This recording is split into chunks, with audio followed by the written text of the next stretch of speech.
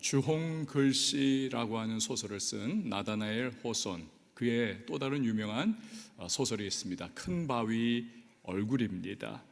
미국의 어느 작은 마을이죠. 그 마을에 이렇게 뒤에 있는 산에 사람의 얼굴 모양을 띤 큰 바위, 얼굴과 같은 바위산이 있습니다. 이 마을에 살고 있는 어니스트는 어린 시절 어머니로부터 위대한 인물, 저 큰 바위 얼굴처럼 위대한 인물이 나올 거야, 마을에서 흘러내려오던 전설을 듣습니다. 그때부터 이 아이가 늘 기대하고 고대하는 것은, 언제나 저 큰 바위 얼굴처럼 위대한 인물이 내 앞에 나타날 것인가, 이 부분입니다. 때에 따라서 재력가를 만나기도 하고 아주 유명한 장군이 그에게 또 비춰지기도 합니다. 정치인이 아주 그냥 사자우를 토하는 대단한 모습을 보이기도 하지만, 저 사람이 바로 큰 바위 얼굴과 같은 그 위대한 인물인가.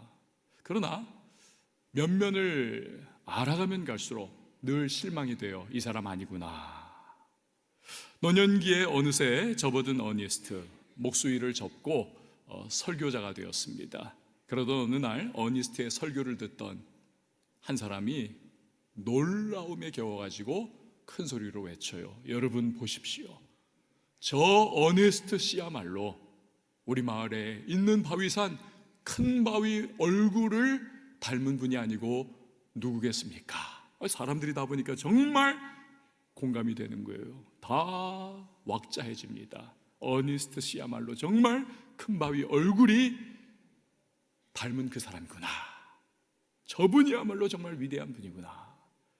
근데 그 순간에 이 어니스트는 설교단에서 이렇게 조용히 내려오면서 이야기하는 거예요. 아니요, 큰 바위 얼굴과 같은 위대한 인물은 나와는 절대로 비교할 수 없는 대단한 분이랍니다. 여러분, 우리가 부족하고 연약한 것이 참 많죠. 모난 것도 많고요. 그러나 성경에 나오는 귀한 믿음의 사람을 큰 바위 얼굴로 삼고 우리가 신앙생활을 하다 보면 어느 때인가 우리도 닮아가는 날이 오고야 말 것입니다. 그런 점에서 모세는 우리가 얼마든지 큰 바위 얼굴로 삼아도 되는 그런 인물입니다. 왜냐하면 하나님께서 모세를 너무나 믿음을 칭찬하셨습니다. 또 성경의 믿음장인 히브리서 11장, 오늘의 본문을 봐도 이 모세라고 하는 인물을 조명을 하고 있지 않습니까? 믿음의 예시로 하나님이 다 우리에게 펼쳐 보이십니다. 특히 우리는 그를 통해서 이 믿음으로 산다는 것, 이게 어떤 것인지를 배울 수가 있는 것입니다. 자, 먼저 24절 말씀 우리 같이 한번 읽어봅니다. 시작. 믿음으로 모세는 장성하여 바로의 공주의 아들이라 칭함받기를 거절하고, 아멘. 모세는 태어난 지 3개월 때 나일강에 던져져 죽을 뻔합니다. 바로의 공주가 이 모세를 건져내지요. 그리고 애지중지 자기 아들로 그렇게 삼아 양육을 합니다. 바로는 자기가 온 애굽에 명령을 내리지 않았습니까? 히브리인의 사내 아이가 태어나면 다 나일강에 던져 수장시켜 죽여버려라.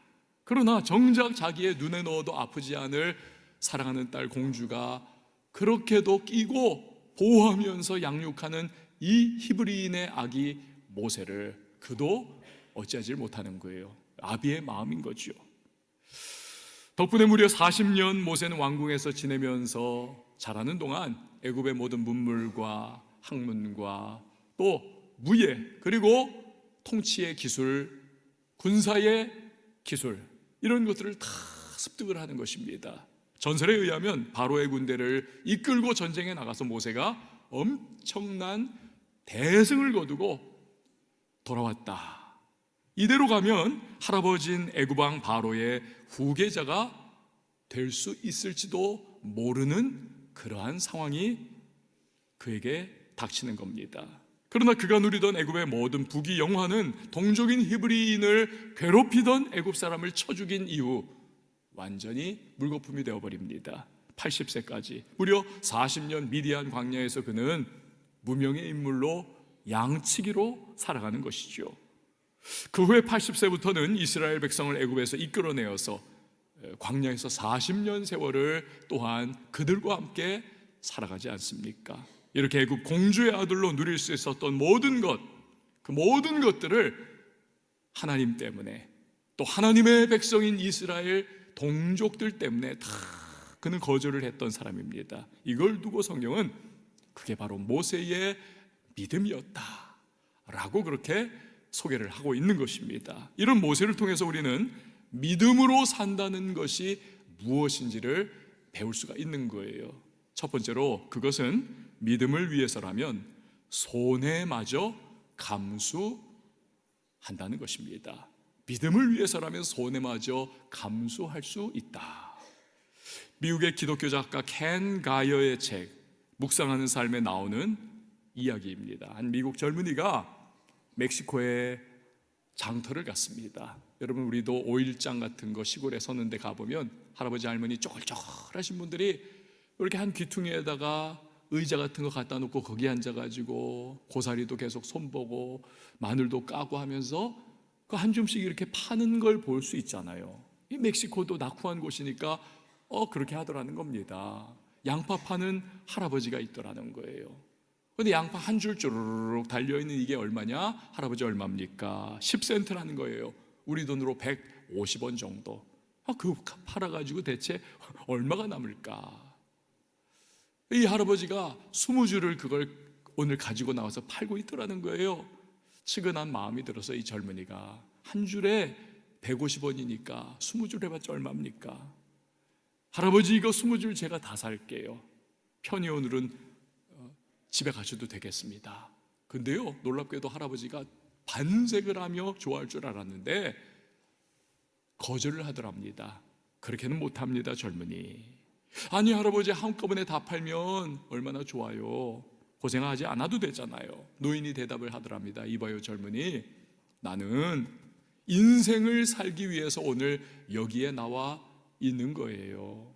나는 이 햇빛을 사랑하고 이 시장을 사랑하고 여기에 함께 물건을 팔고 있는 이 동료 상인들을 나는 사랑하고 여기 친구들과 함께 농사일도 이야기하고 근황도 나누면서 대화하는 그 자체를 나는 사랑합니다. 그게 나의 삶이에요. 그래서 하루 종일 여기 앉아가지고 양파 20줄을 파는 거예요. 한꺼번에 몽땅 팔면 물론 돈은 되겠지만 그러면 그걸로 내 하루는 끝이에요. 사랑하는 내 삶은 그렇다면 잃어버리는 거란 말이에요. 그래서 다는 못 팝니다. 여러분이 멕시코 노인은요, 가난해도 돈이 다가 아니더라는 것입니다. 인생 그리고 행복, 여기에 대한 확고한 자기의 생각과 기준을 가지고 있더라는 겁니다. 그러니까 그 돈 벌 수 있는 이걸 그냥 손해를 감수를 하더라는 거예요. 사랑하는 여러분, 믿음은 무엇입니까? 믿음에 관해서 베드로전서 1장 7절은 우리에게 이야기를 합니다. 같이 한번 보시죠. 시작. 너희 믿음의 확실함은 불로 연단하여도 없어질 금보다 더 귀하여 예수 그리스도께서 나타나실 때에 칭찬과 영광과 존귀를 얻게 할 것이니라. 아멘. 요즘에 트럼프발 관세 전쟁, 지금은 약간 이제 소강 상태로 접어드는 것 같기도 하지만 그러나 몰라요. 이 관세 전쟁 때문에 여러분 세계 경제가 얼마나 널뛰기를 했습니까? 심지어는 안전자산이라고 철석같이 믿었던 달러도요 막 그냥 오르락 내리락 오르락 내리락 지금 달러 가치가 뚝뚝뚝 떨어져 가고 있습니다. 그러니까 사람들이 저마다 야 진짜 최후의 마지막 진정한 안전자산은 금이구나, 금으로 다 몰려가는 거죠. 그러니까 막 금값이 턱턱턱 뛰는 거 아닙니까? 21세기인 오늘날에도 이렇다면 여러분 고대 사회 1세기에는 금이 얼마나 귀했겠습니까? 그 당시에는 뭐 채광 기술도 너무나 미천하고 그 원석을 가지고 그 안에서 금을 추출해내는 그런 방법도 얼마나 초보적이었겠습니까? 그러니까 이 금이라고 하는 것은 정말 너무너무 값진, 보물 중에서 비교할 수 없는 가장 소중한 귀중한 보물이었던 거지요. 그런데 이런 금보다도 비교할 수 없이 귀한 것이 바로 믿음이다. 성경은 말씀하고 있는 겁니다. 왜 그렇습니까? 우리는 예수 그리스도를 믿는 믿음으로 구원을 받습니다. 우리는 그 믿음으로 세상을 이기고 죄를 이기고 나를 이기는 것입니다. 우리는 그 믿음으로 결국 영원한 천국에 가는 것이고, 그 믿음 때문에 하나님께 칭찬과 영광과 존귀를 받게 되는 것입니다. 그러니 믿음이야말로 세상에서 가장 귀하고 귀한 것, 이게 바로 믿음인 것이죠. 이렇게 귀한 것이 믿음이라는 것을 확신한다면, 여러분, 사람이 돈 벌기 위해 가지고 그냥 아침부터 밤까지 건강 상해가면서 자녀 졸업식 한번 못 가보고 정말 심지어 내 가정이 깨지면서까지도 그 돈 벌기 위해서 그렇게 몸부림친다면, 여러분, 세상에서 가장 귀한 것이 믿음이라는 것을 확신한다면, 믿음으로 살기 위해서 때로는 손해마저 감수하는 것, 그것은 당연하지 않겠습니까? 베드로 사도의 뒤를 이어 안디옥 교회의 2대 감독이 되신 분이 이그나티우스라고 하는 분입니다. 이그나티우스. 그는요, 소원이 있었습니다. 그게 뭐냐면, 좀 제발 좀 빨리 하늘나라 가가지고 예수님 뵙고 싶다. 나 정말 예수님 빨리 만나고 싶다. 그는 순교를 너무나 갈망했던 사람입니다.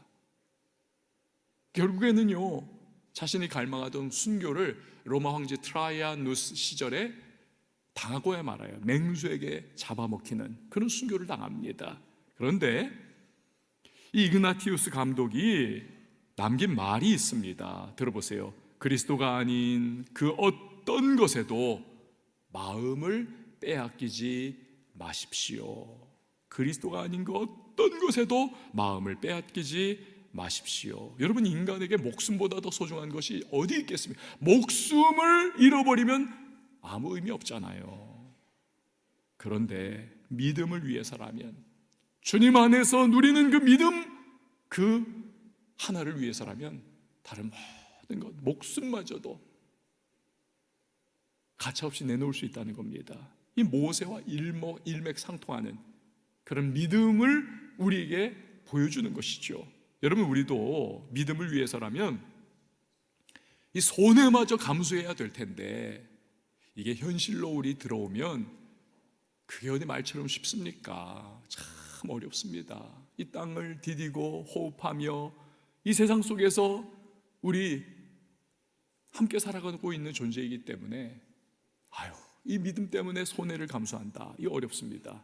많은 분들이 믿음 때 이 돈 때문에 믿음을 포기해버리고, 자식 때문에 믿음을 포기해버리고, 사업 때문에, 직장 때문에 믿음을 포기하고, 결혼 때문에 믿음을 포기하고, 하여튼 이런저런 것들 때문에 믿음을 포기하는 그런 분들이 종종 생기고는 하죠. 그렇지만 여러분, 우리가 꼭 기억해야 할 것이 있습니다. 믿음을 위해서 보는 손해는 반드시 주님께서 그 손해를 보상을 해주신다는 사실입니다. 갚아주신다는 사실이에요. 여러분, 저를 한번 따라해 주시면 좋겠습니다. 믿음 때문에 얻는 손해, 주님이 반드시 갚아주십니다. 할렐루야. 제가 좀 죄송하지만 지금은 결혼해가지고 잘 살고 있는 제 딸 이야기를 좀 드릴게요. 이 아이가 이제 의대를 가기 위해 가지고 준비를 했단 말입니다. 근데 이 아이가요, 늘 걱정이 뭐냐면 학비 걱정이 이만저만이 아니었어요. 야, 의대 가라. 하여튼 성적, 그래가지고 아이가 잘 이렇게 준비를 해갖고 그랬었는데, 얘는 늘 고민이 뭐냐면 그 의대 들어가면 정말 학비가 엄청나게 드는데, 이 미국에서는 여러분 의대 이거 하여튼 졸업하고 그러려면 거의 몇억 원이 하여튼 대출을 받아가지고, 학비 대출을 받아가지고 그걸 해야 되거든요. 그래서 많은 의사분들이 40대까지도 그 학비 대출 받는 걸 계속 갚는 거예요. 40대가 되어서도 계속. 그러니까 얘는 그것이 너무 부담이 되니까 엄두를 못 내는 겁니다. 다 준비를 해놨는데도 불구하고. 그러던 차에 어느 의대에서 TA, 그러니까 조교를 하던 어떤 언니를 알게 된 겁니다. 그러면서 이제 좀 친해지고 대화도 하고 하면서 그 언니가 말하더라는 거예요. 야, 너 정도 학점이면 될 수 있는 거야. 성적은 됐어. 또 내가 강력 추천하면 우리 학교에서 입학도 그렇고 학비 지원도 그렇고 너가 굉장히 도움이 많이 될 거야. 근데 단 하나 조건이 뭐냐면 그 학교에서 이제 의대를 이제 뭐 다니던 마치던 하면서 인턴을 하고 레지던트를 해야 되지 않습니까?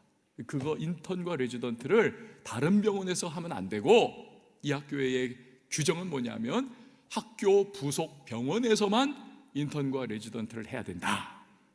근데 그것도 사실은 좋은 조건 아닙니까, 사실. 그리고 그 학교도 멀지도 않거든요, 이 아이가 있던 숙소에서도.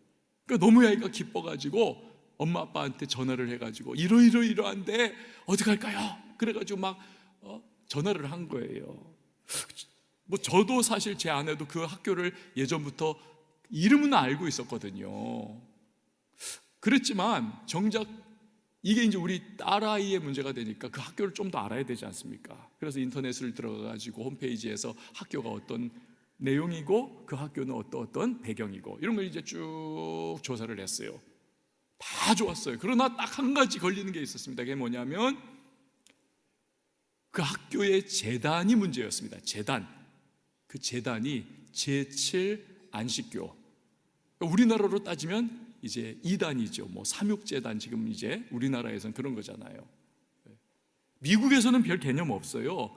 미국에서는 그냥 다 그 학적인 부분만으로만 그냥 딱 되어 있습니다. 왜냐하면 법률적으로 어떠한 종교적 색채라든지 이념적 색채 그런 거를 전혀 이렇게 제시하거나 드러낼 수 있는, 완전히 그것이 봉쇄가 되어 있기 때문에 그렇습니다. 그래서 기독교 집안 아이들도 종종 그 학교에 많이들 가요.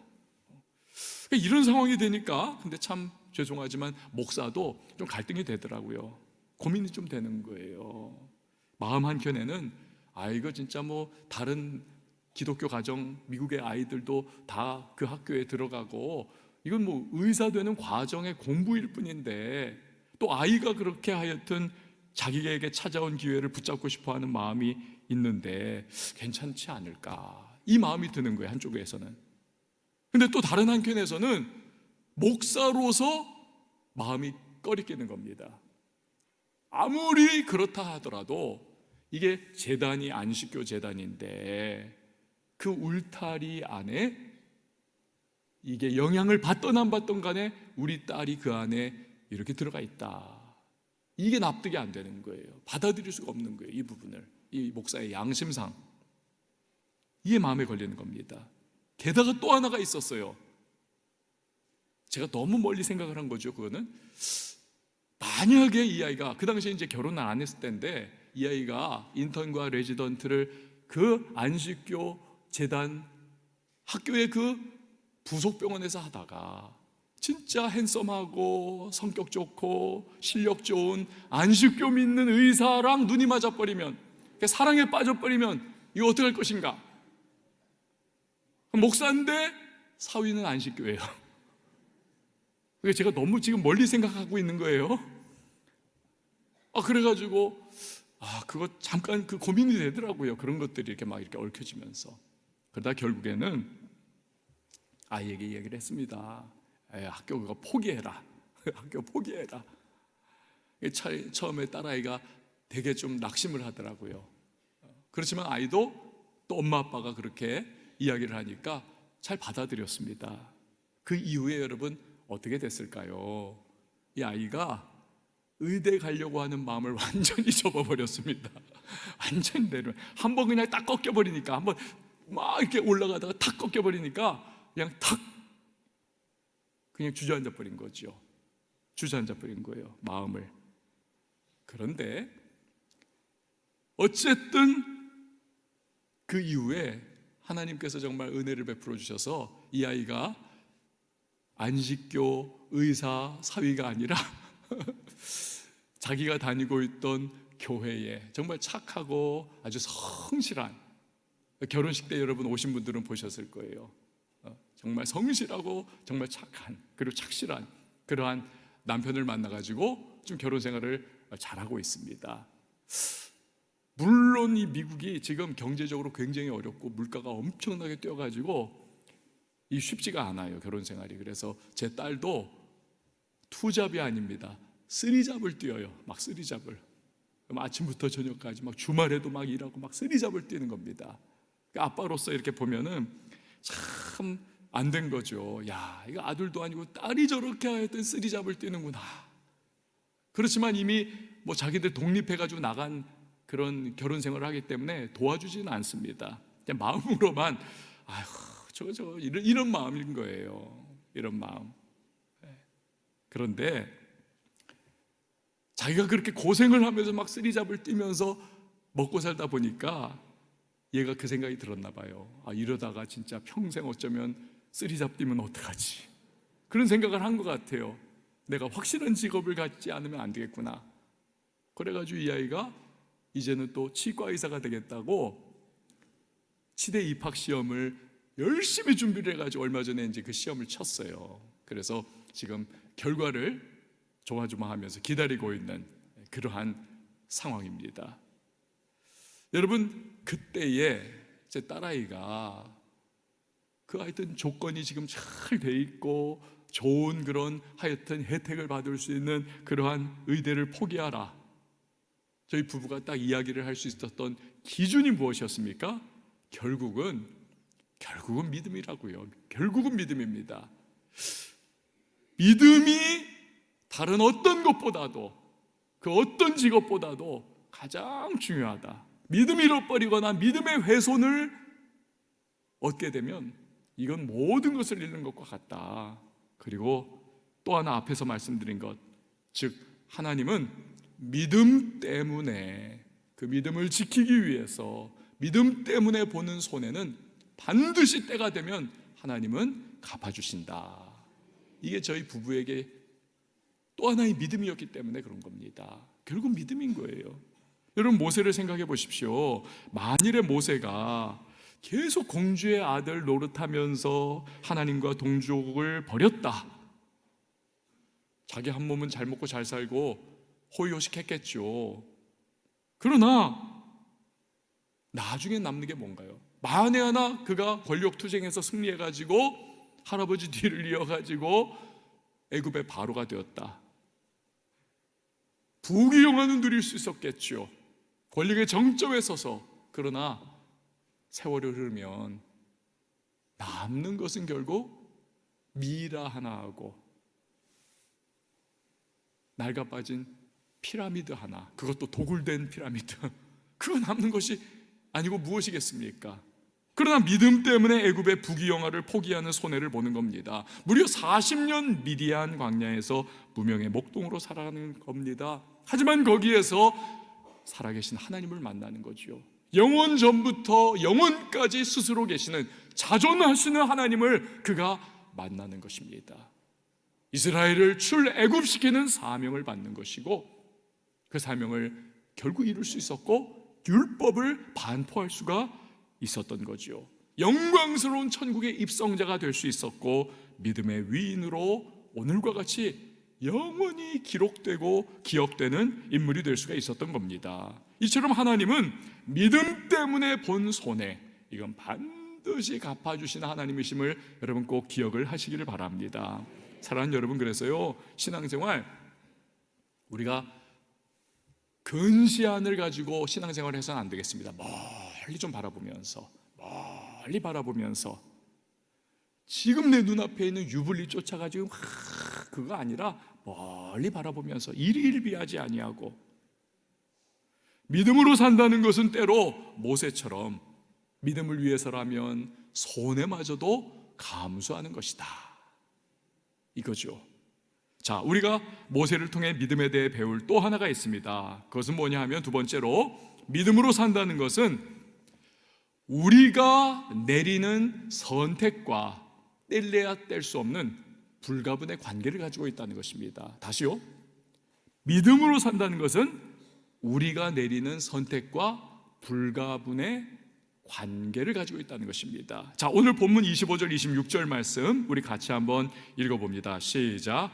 도리어 하나님의 백성과 함께 고난받기를 잠시 죄악의 낙을 누리는 것보다 더 좋아하고 그리스도를 위하여 받는 수모를 애굽의 모든 보화보다 더 큰 재물로 여겼으니 이는 상 주심을 바라봄이라. 아멘. 자, 여기 보면 모세가 직면했던 두 가지 대비되는 가치가 기록이 되어 있습니다. 하나는 고난이냐 낙이냐, 즐거움이냐 쾌락이냐, 다른 하나는 수모를 받는 것이냐 아니면 보화를 손에 움켜쥐는 것이냐, 고난이냐 낙이냐, 수모냐 보화냐.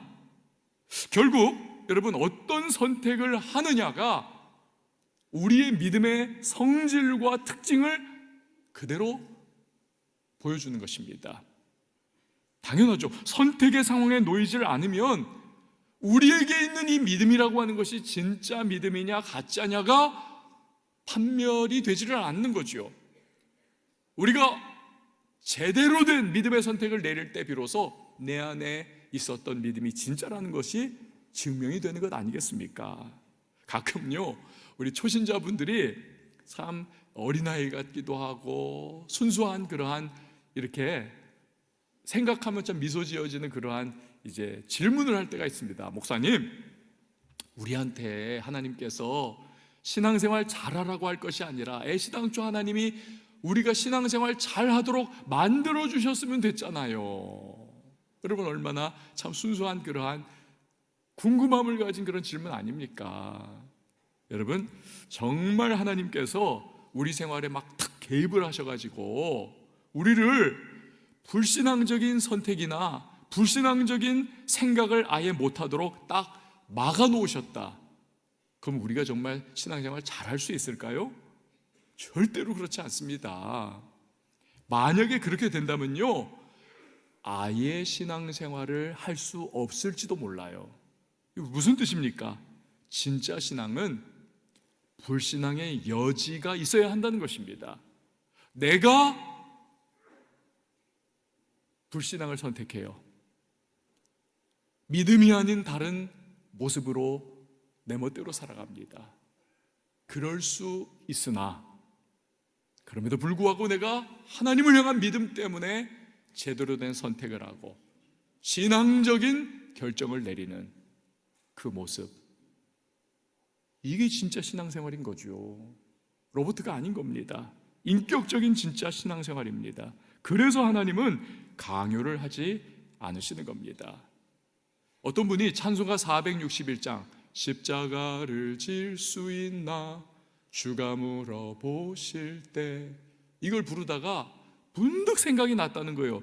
아니 왜 하나님께서 주님께서 십자가를 질 수 있나 주가 물어보실 때 왜 이렇게 우리에게 하실까? 그냥 야 너 십자가 져, 오케이?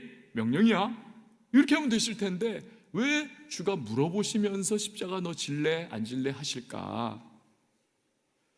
궁금해지셨다는 거예요. 생각을 하다 보니까 그래서겠구나. 왜냐하면 그냥 만약에 하나님이 일방적으로 십자가 져 딱 태스크를 그냥 팍 던져놓듯이 그렇게 해버린다면 보나마나 자기 반응은 그럴 거래요. 주님 왜 하필이면 접니까? 억울해할 거라는 거예요. 그리고 주님 저 지금 너무 바쁘거든요. 할 일도 많고 저가요 은퇴하고 좀 시간적 여유 숨 좀 돌리고 나서 그때 할만하면 제가 십자가 질지도 몰라요. 이렇게 반응할 거라는 거죠. 자기가. 그게 불을 보듯 뻔하답니다. 그런데 얼마든지 안 질 수도 있어요. 그럼에도 불구하고 십자가를 내가 주님 은혜 때문에 내가 기쁨으로 지겠습니다. 제가 순종하겠습니다. 이렇게 되어야 이게 진짜 신앙생활이라는 거죠. 그래서 주님이 십자가를 질 수 있나 주가 물어보실 때 그래서 이거구시구나.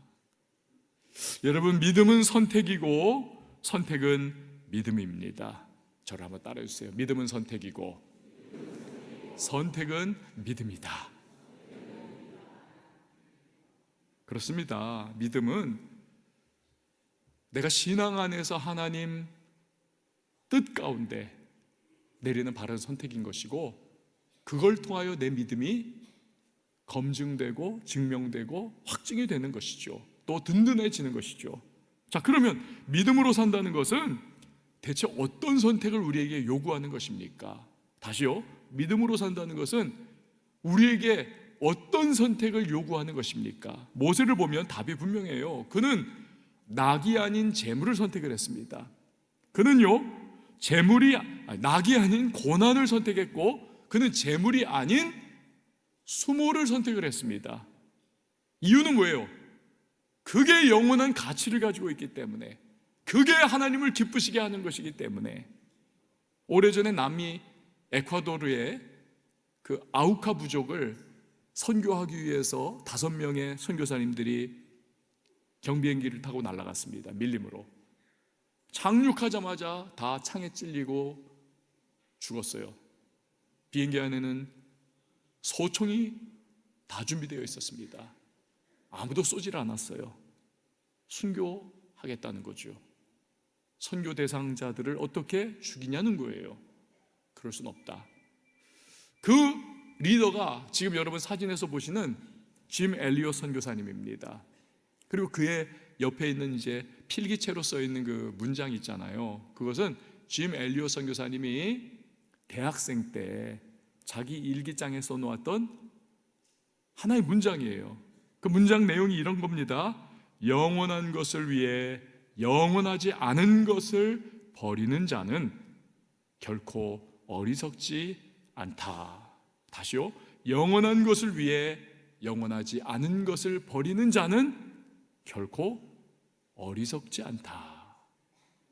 여러분, 이 당시에 라이프 잡지, 지금은 폐간됐습니다만, 라이프 잡지가 이 선교사님들, 장래가 촉망되고, 짐 엘리엇 선교사님은 자기가 나왔던 위튼 대학, 아주 유명한 최고의 기독교 명문대학에서 최우수 장학생이자 졸업생이었어요. 그래서 저분은 이제 자기가 예스만 하면 그 학교에서 교수 자리를 다 확보를 했던 사람이에요. 그런데 다 버리고 선교사 갔다가 죽었거든요.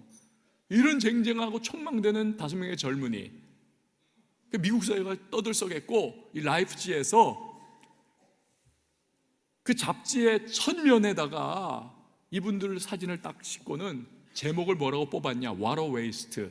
이 무슨 참 쓸모없는 죽음이란 말인가, 헛된 죽음이란 말인가, 아주 비아냥됐습니다. 그러나 이 짐 엘리엇 선교사님이 일기장에 남겼던 그 문장은요, 어떤 믿음으로 그가 순교를 선택했는지에 대한 명확한 해답을 우리에게 주는 겁니다. 영원한 것을 위해서 영원하지 않은 것을 버리는 자는 결코 어리석지 않다. 그는요, 잠깐뿐인 이 땅의 영광과 명예와 하여튼 여러 가지 안락함, 이것이 아니라 정말 영원한 주님 나라, 복음, 하나님의 의, 이것을 위해서 그는 자기의 인생을 걸었던 거죠. 그걸 선택한 겁니다. 영원한 가치. 이 5명의 남자 선교사님들, 젊은이들이 죽고 나서 얼마 못 가서 그 아내들이 5명이 역시 아우카 부족에게로 들어갑니다. 불문율이 있었어요. 아우카 부족에게는 여자는 안 죽인다. 그래서 이 선교사의 부인들이 그 부족 안에 섞여 살아갑니다. 임신을 해가지고 거기 갔던 분도 있어요. 짐 엘리엇 선교사의 아내입니다.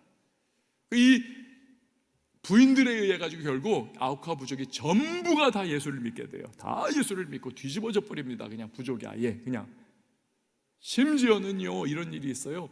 짐 엘리엇 선교사를 창으로 직접 찔러 죽인 바로 그 원주민이 목사님이 돼가지고 짐 엘리엇 선교사님의 아기를 나중에 세례를 주는, 야, 진짜 뭐 극적인 그러한 일까지도 생기게 되는 것입니다.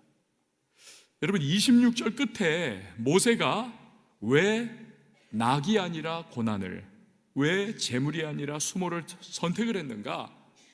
그것은 하나님께서 상주심을 그가 바라봤기 때문이다. 상주심을 바라봤다. 여러분, 천국에서 짐 엘리엇 선교사님이 얼마나 감격적으로 아우카 부족의 변화와 예수를 믿고 목사님이 되고 자기의 어린 아기를 세례주는 그 모습을 바라보면서 가슴이 벅차오 올랐겠습니까? 얼마나 감격이었겠습니까?